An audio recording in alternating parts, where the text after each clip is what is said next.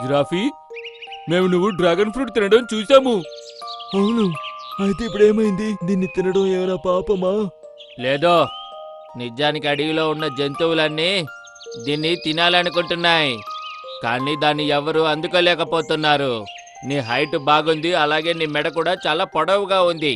అందుకే నువ్వు అడవిలో అడుగు పెట్టిన వెంటనే దీన్ని తినగలిగావు. అది ఎవరిదో అదృష్టం వాళ్ళది.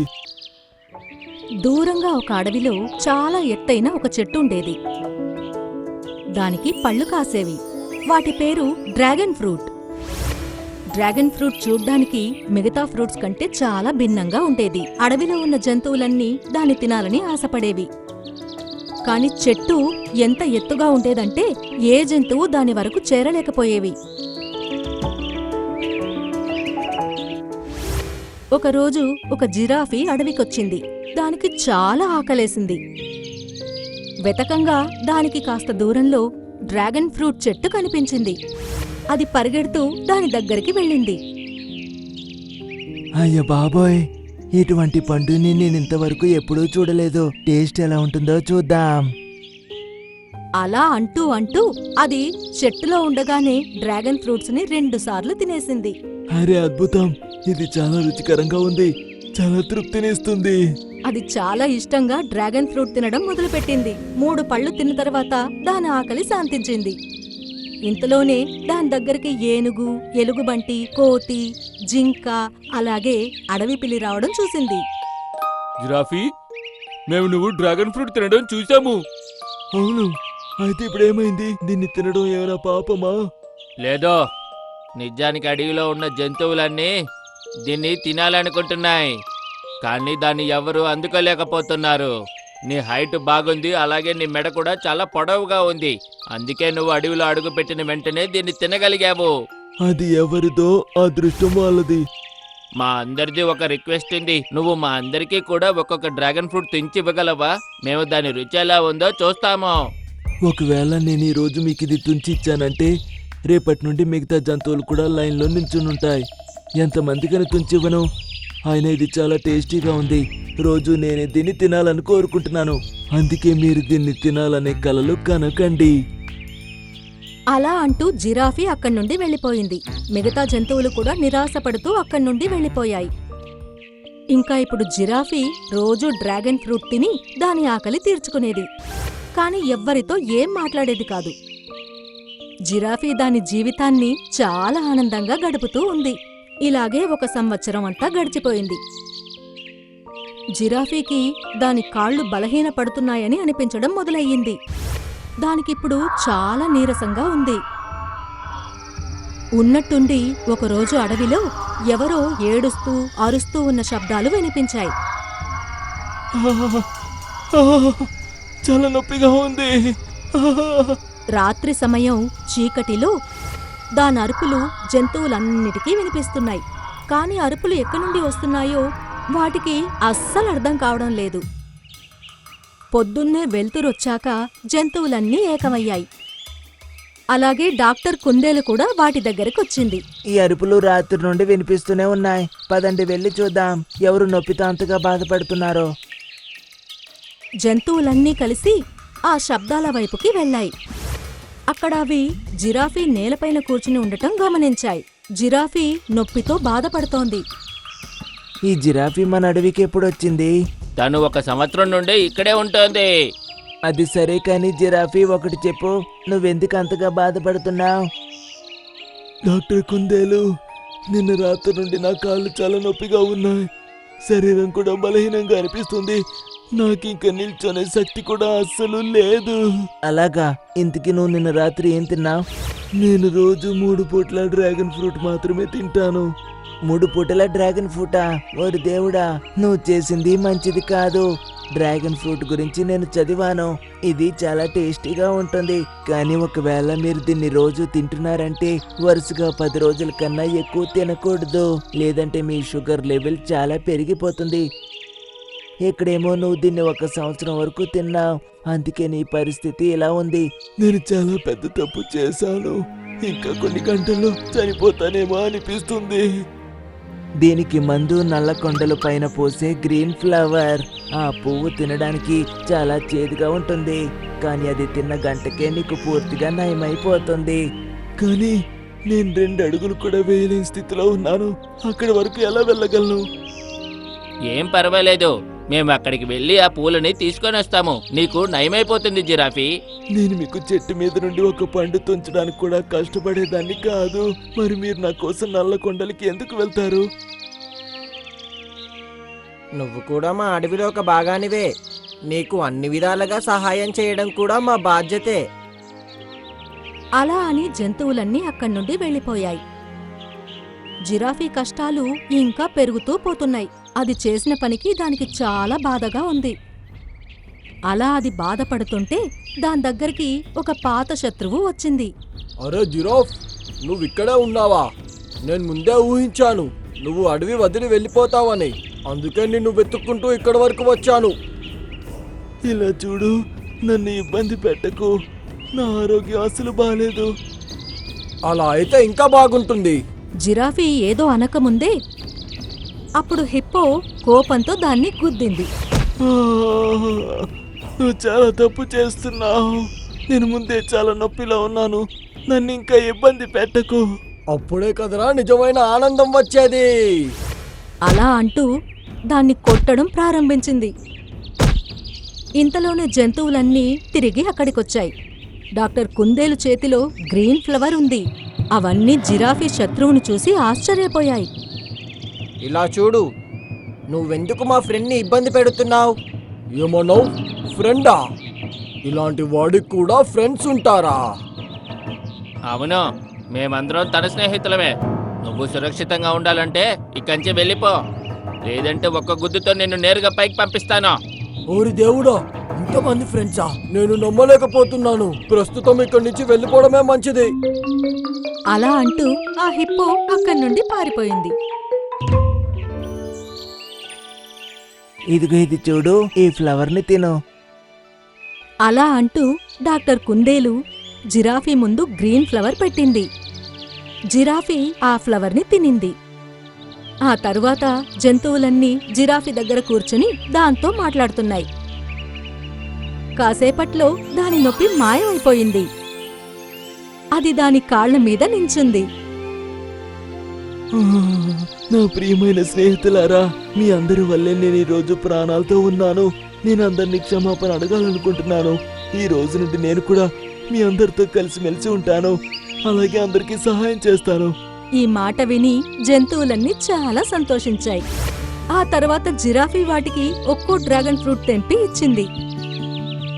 జంతువులన్నీ ఆ డ్రాగన్ ఫ్రూట్స్ తిని చాలా సంతోషించాయి. బాగుంది. ఇది ఎంత టేస్టీగా ఉందో, చాలా అద్భుతంగా ఉంది. అవునా? కావాలంటే ఇంకొకటి తెంపివ్వనా? వద్దొద్దు, ఒక్కటి చాలు. లేదంటే ఈరోజు రాత్రంతా మా అందరి అరుపులు కూడా అడవిలో వినిపిస్తాయి. ఇలా అని అవన్నీ గట్టిగా నవ్వడం మొదలుపెట్టాయి. టీను ఇంకా మీను, నా యొక్క ఈ 2 మాయా ఫలాలు కేవలం మీకోసమే కాశాయి. ఈ రోజు నుండి మీరిద్దరూ మాయా పక్షులుగా మారుతారు. ఇప్పటి నుండి మీరు ఏది కోరుతారో ఈ వజ్రాల సహాయంతో అవి నెరవేరుతాయి. ఒక చెట్టు మీద టీను మరియు మీను వారి యొక్క చిన్న గూటిలో వారి అమ్మతో నివసించేవారు. ఆ ఏరియాలో ఉన్న పక్షులంతా చాలా అందంగా ఉన్నాయి. కానీ టీను మరియు మీను యొక్క రెక్కలపై నల్లని మచ్చలున్నాయి. అందువల్ల వారికి స్నేహితులే లేరు. మిన్ను, ఇన్ని రోజులైపోయింది. మనమిద్దరమే ఆడుకుంటున్నాం, మన ఇద్దరమే మాట్లాడుకుంటున్నాం. మనతో ఎవ్వరూ రావట్లేదు. వేరే పక్షులు మన దగ్గర ఎందుకు మాట్లాడవు? మన ఇద్దరి రెక్కలపై అసహ్యమైన నల్ల మచ్చలున్నాయి. అందుకేనేమో ఎవ్వరూ మనతో మాట్లాడట్లేదు. లేదు పిల్లలు, అలా నిరాశపడకండి. ఈరోజు సాయంత్రం మీరే వాళ్ళతో మాట్లాడండి. ఒకవేళ వాళ్ళు మీరు మాట్లాడతారేమో అని వెయిట్ చేస్తున్నారేమో. అది విని వాళ్ళిద్దరూ సంతోషపడ్డారు. సాయంత్రం వేళ పక్షులన్నీ ఒక్కటిగా చేరి అప్పుడు అవి 2 వాళ్ళ దగ్గరికి వచ్చాయి. హలో ఫ్రెండ్స్, నా పేరు టీను, నా పేరు మీను. మనం ఒకే ఏరియాలో ఉంటూ కూడా ఒకరితో ఒకరు ఇప్పుడు దాకా మాట్లాడుకోలే. అందుకు సారీ. ఈ రోజు నుంచి మనం ఫ్రెండ్స్ గా ఉండవచ్చా? తప్పుగా అనుకోకండి, కానీ మీరు మిమ్మల్ని ఒకసారి చూసుకోండి. ఇక్కడ ఎన్ని పక్షులున్నాయో అన్ని చాలా అందంగా ఉన్నాయి. కానీ మీ యొక్క రెక్కల్ని చూడండి, అక్కడ నల్ల మచ్చలున్నాయి. దానివల్ల మీరు చాలా అసహ్యంగా ఉన్నారు. అందుకే ఇన్ని రోజులు మేము మీతో మాట్లాడుకున్నా ఉన్నాము. మీతో స్నేహం చేయడానికి కూడా ఇష్టం లేదు. ఇక మీదట కూడా చేయలేము. అలానే అన్ని పక్షులు అక్కడి నుంచి ఎగిరిపోయాయి. మరియు టీను మీను చాలా బాధపడి అక్కడి నుంచి ఎగిరి వెళ్ళిపోయాయి. కాసేపయ్యాక అవి ఒక చోటుకి వెళ్ళాయి. అక్కడ ఒక చిన్న చెట్టు ఉంది. ఆ చెట్టుకి 2 నీలం రంగు పండ్లు ఉన్నాయి. అరే వా, ఈ ఫ్రూట్స్ ఎంత బాగున్నాయి! ఇలాంటి ఫ్రూట్స్ ఇంతకు ముందు ఎక్కడ చూడలేదు. కానీ ఈరోజు చూసాం కదా, ఇప్పుడు దాన్ని తిని చూద్దాం దీని టేస్ట్ ఎలా ఉందో అని. అలా అని ఇద్దరు ఆ చెట్టు దగ్గరికి వెళ్లి ఇద్దరు ఒక్కొక్క ఫ్రూట్ ని తినడం ప్రారంభించారు. అరే వా, ఇంత టేస్టీ ఫ్రూట్ ఇప్పుడు దాకా ఎప్పుడూ తినలేదు. హా, కరెక్ట్ గా చెప్పావు. It's so tasty. చాలా ఆనందిస్తూ ఇద్దరు ఫ్రూట్స్ తింటున్నారు. ఆ ఫ్రూట్ ని తినేశాక వాళ్ళిద్దరూ చూశారు, ఆ విత్తనం ఉన్న చోటు నీలి రంగున వజ్రం ఉంది. అరే, ఇది ఎలాంటి మాయా! ఈ 2 ఫ్రూట్స్ యొక్క విత్తనం నీలి రంగున వజ్రం లాగా మెరుస్తున్నాయి. అప్పుడు సడన్ గా 2 వజ్రాలు చెట్లో నుంచి వారి ఇద్దరి తల మీద పడ్డాయి. అరే, ఇది ఎలా సాధ్యం? వజ్రం మన తలకి చాలా గట్టిగా అంటుకుంది. ఇద్దరు వాళ్ళ తల అల్లాడించి దాన్ని తల నుంచి తీసేయాలని ట్రై చేశారు. వాళ్ళు దాన్ని తీయలేకపోయారు. అప్పుడు వాళ్ళకి చెట్టు నుంచి ఒక స్వరం వినపడింది. టీను ఇంకా మీను, నా యొక్క ఈ 2 మాయా ఫలాలు కేవలం మీకోసమే కాశాయి. ఈ రోజు నుండి మీరిద్దరూ మాయా పక్షులుగా మారుతారు. ఇప్పటి నుండి మీరు ఏది కోరుతారో ఈ వజ్రాల సహాయంతో అవి నెరవేరుతాయి. నేనిది నమ్మలేకపోతున్నాను. మనమిద్దరం మాయా పక్షులయ్యామని. సహోదరి, రా ఇప్పుడు ఇంటికి వెళ్ళి అమ్మకి చెప్దాం.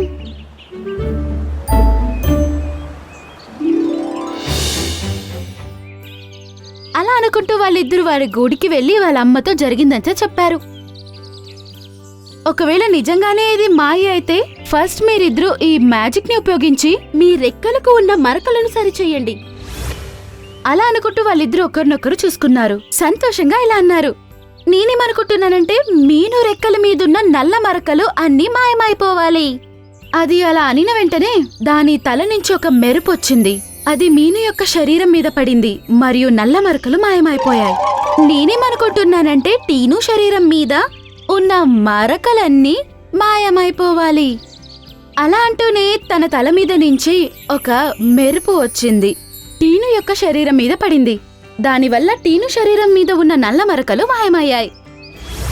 అరే పిల్లలు, మీరిద్దరూ చాలా అందంగా ఉన్నారు. నాకు చాలా సంతోషంగా ఉంది. 3 పక్షులు దీనివల్ల చాలా సంతోషంగా ఉన్నారు.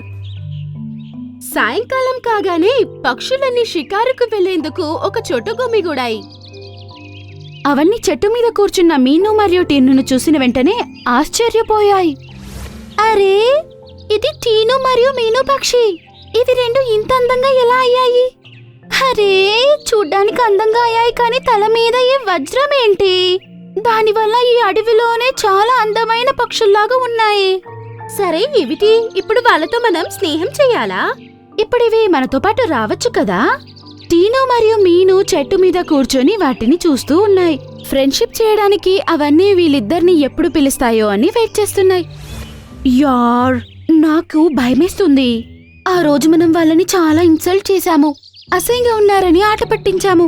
ఇప్పుడు ఒకవేళ వాళ్ళు మనల్ని అసహ్యంగా ఉన్నారని చెబితే? అలా ఆలోచించి మాట్లాడాలి అనిపించినా కానీ మాట్లాడకుండా అవి షికారుకి వెళ్ళిపోయాయి. అరే, ఇదేంటి ఇలా అయింది? వీళ్ళు ఇప్పుడు కూడా మనతో స్నేహం చెయ్యరా? నాకు కూడా అలాగే అనిపిస్తుంది.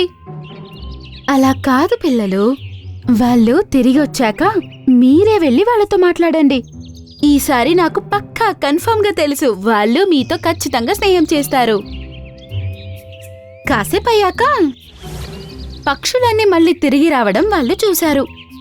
వాటిలో ఒక లాల్ పక్షి యొక్క రెక్కల మీద నల్లటి మరకలు ఉన్నాయి. దానివల్ల చాలా అసహ్యంగా ఉంది.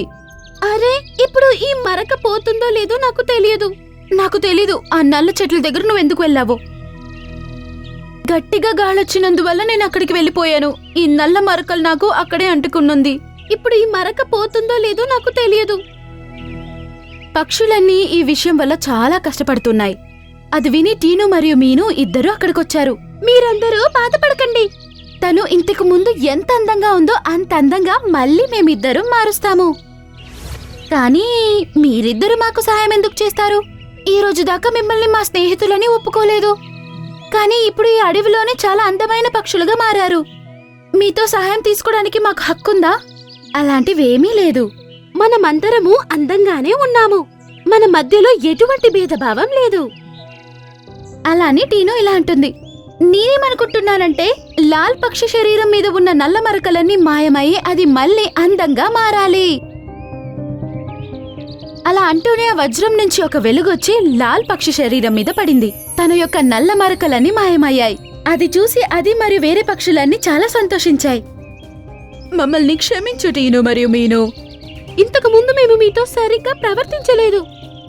మీరు తప్పుగా అనుకోకండి. మీరు మాతో పాటు ఫ్రెండ్షిప్ చేస్తారా? అది విని ఇద్దరు సంతోషించి తల ఊపుతూ హా అన్నారు. మరియు పక్షులన్నిటితో పాటు షికారుకి వెళ్లడానికి ఆకాశంలోకి ఎగిరాయి. టీను మరియు మీను వాళ్ళ అమ్మకి చాలా సంతోషంగా ఉంది. తను తన గూడులో నించుని తన రెక్కను అల్లాడిస్తూ టాటా చెప్తూ ఉంది.